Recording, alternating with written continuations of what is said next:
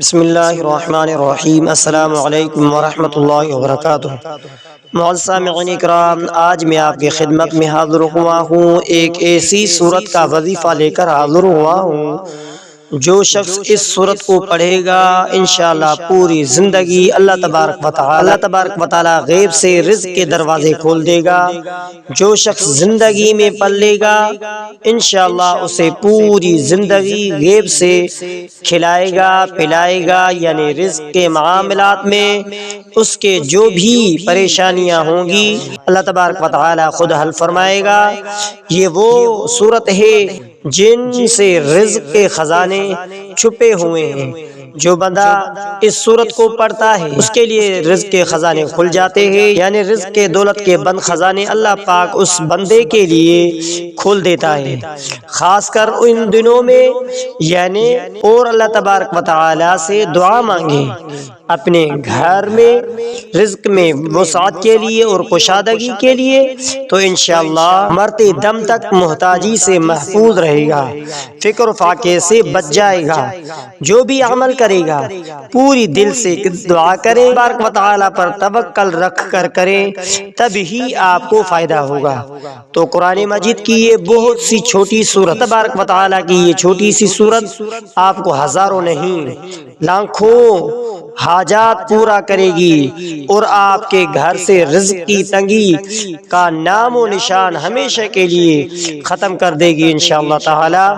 قرآن پاک پڑھنا باعث برکت ہے، قرآن کی ایک ایک آیت میں برکت ہے، شفا ہے، دولت ہے، رزق ہے۔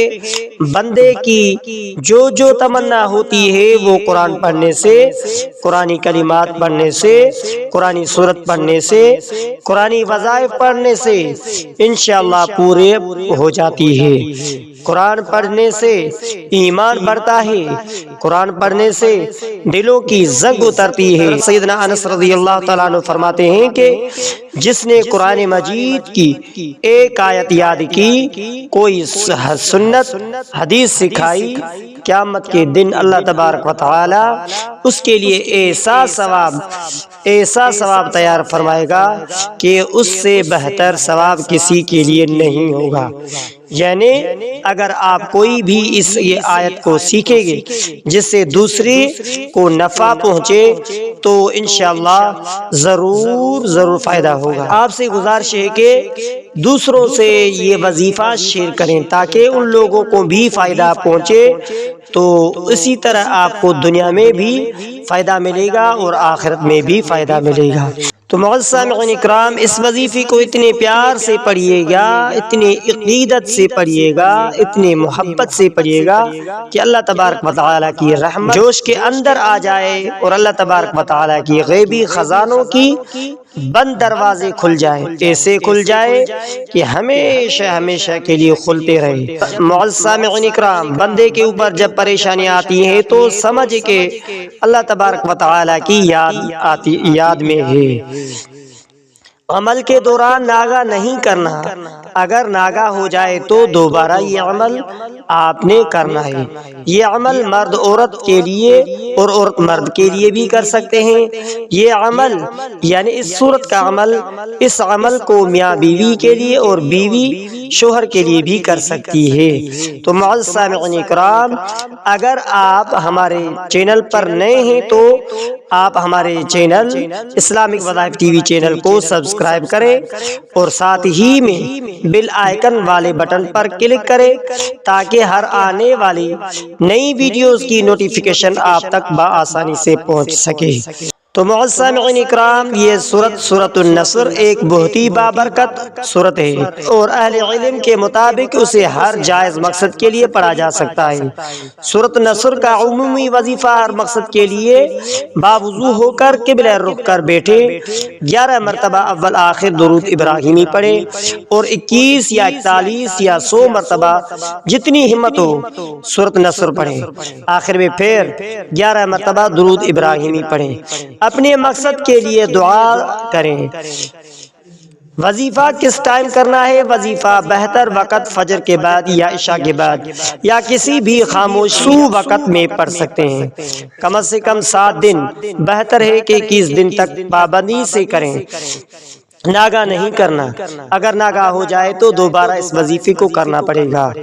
ہر مقصد، ہر قسم کی پریشانی اور رکاوٹ دور ہوتی ہے، رزق میں کامیابی اور مدد الہی حاصل ہوتی ہے، دشمنوں کے شر سے حفاظت ہو جاتی ہے، دل کو سکون اور اطمینان ملتا ہے۔ نیت یہ کرے کہ وظیفہ شروع کرنے سے پہلے دل میں بس یہ کہیں، یا اللہ میں یہ سورۃ النصر تیرے رضا اور اپنے جائز مقصد کے لیے پڑھ رہا ہوں، تو اپنے فضل سے اسے قبول فرما۔ اگر آپ چاہیں تو تفصیلی رہنمائی ایک مستند تاریخی واقعے کے ساتھ بھی عرض کرتا ہوں تاکہ بات دل میں اتر جائے اور عمل میں یقین پیدا ہو۔ سورۃ النصر کا پس منظر اور عظیم واقعہ۔ سورۃ النصر قرآن پاک کی وہ سورت ہے جو فتح مکہ کے بعد نازل ہوئی اور آپ علیہ السلام پر نازل ہونے والی آخری مکمل سورت بھی کہا جاتا ہے۔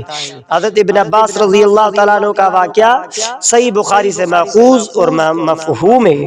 حضرت عمر رضی اللہ تعالیٰ عنہ صحابہ رضی اللہ عنہ مجمعین کو اکٹھا کر کے ان سے قرآن پر غور و فکر کرواتے تھے۔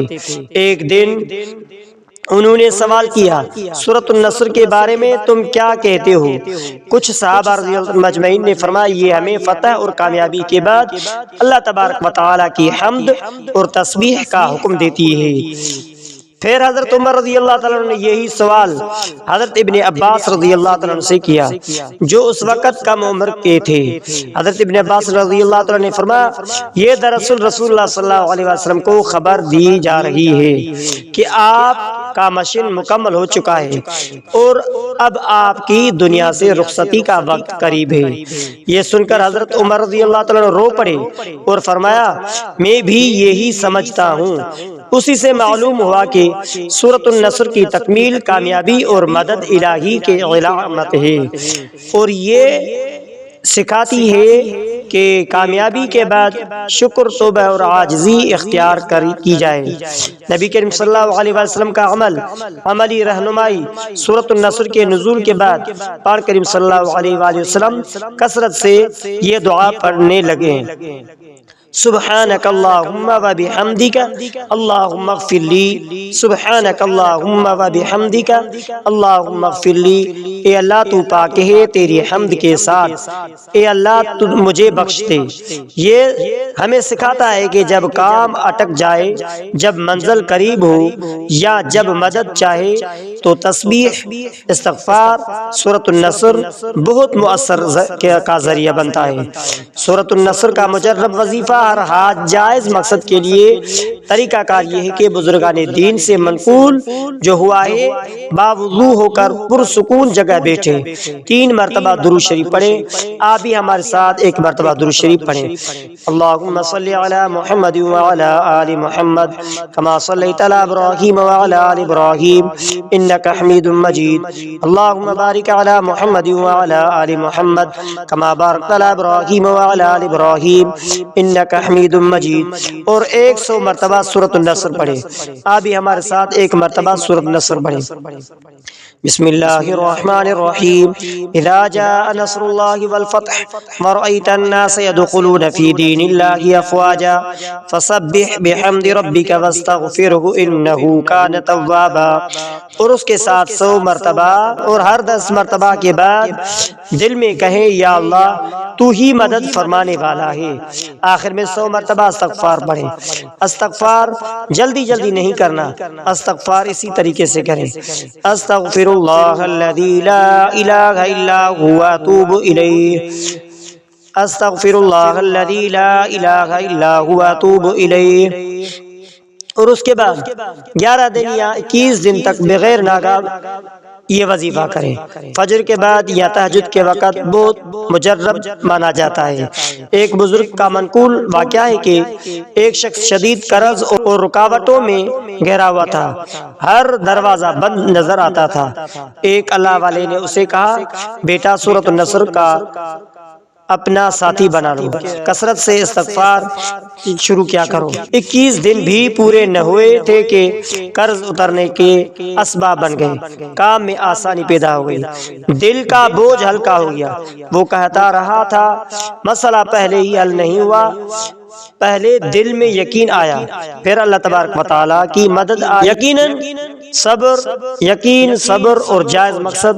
سورۃ النصر ہمیں یہ سکھاتی ہے کہ مدد آتی ہے، ضرور آتی ہے، مگر اللہ کے وقت پر اور عاجزی کے ساتھ مانگنے سے۔ تو سامعین کرام، اگر آپ چاہیں تو میں کسی خاص مسئلے، مثلا رزق یا شادی یا قرض یا دشمن سے چھٹکارا، دل کا سکون یا خواتین وہ مرد کے لیے الگ الگ بھی تفصیل سے بتا سکتا ہوں۔ تو معزز سامعین کرام، آخر میں آپ سے ریکویسٹ ہے کہ اگر آپ نے ہمارے اسلامک وظائف ٹی وی چینل کو سبسکرائب نہیں کیا ہے تو آپ ہمارے اسلامک وظائف ٹی وی چینل کو سبسکرائب کر لیجئے اور بیل آئیکن والے بٹن پر کلک کریں۔ ہو سکے تو اس ویڈیو کو صدقہ جاریہ سمجھ کر شیئر کرنا مت بھولیے۔